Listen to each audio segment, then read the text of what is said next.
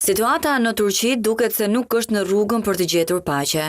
Autoritetet turke kanë arrestuar edhe avokatin e rivalit kryesor politik të presidentit të Turqisë Recep Tayyip Erdogan, Ekrem İmamoğlu, i cili ndodhet po ashtu në burg prej disa ditësh.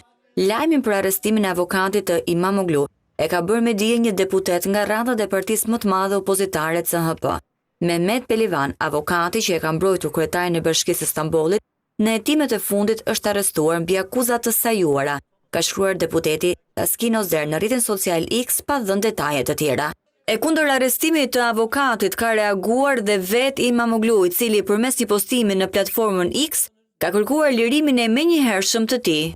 Kryebashkiaku i Stambollit u arrestua më 19 mars, ai akuzohet për korrupsion dhe terror.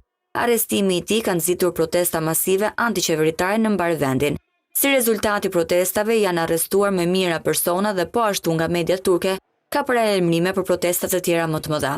Turqia po ashtu dhe ekspertët ekonomisë po merren dhe me pjesën e ndikimit të kësaj situate në sektorin e turizmit, sektor ky nga më të rëndësishmit për Turqinë.